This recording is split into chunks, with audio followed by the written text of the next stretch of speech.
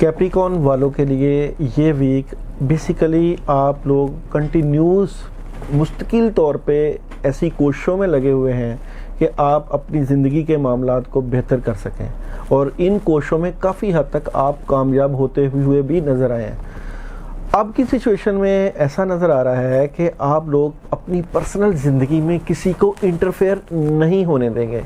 अब कोशिश करेंगे कि जिन लोगों ने आपको नुकसान पहुंचाया है, जिन लोगों ने आपके मामलात में रोड़े अटकाए हैं, उन लोगों को अपनी ज़िंदगी से हटाएं, उनसे बचें, क्योंकि उनको आप साथ लेके जब चलते रहे हैं तो आपकी ज़िंदगी मुश्किलों की तरफ जाती रही है।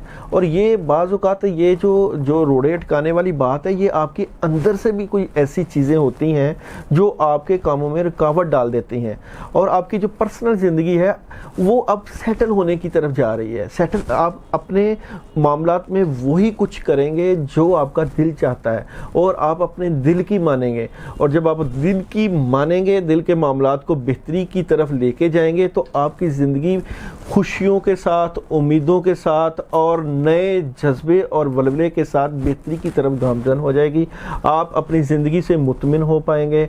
ज़िंदगी के मामलात में अल्लाह की मदद आती हुई नज़र आ रही है। जो आप अपने आप से लड़ते रहते थे, अपनी ज़िंदगी के मामलात से लड़ते रहते थे, अपने कामों से लड़ते रहते थे, अब वो वाली चीज़ जो है वो काफ़ी हद तक बदल चुकी है।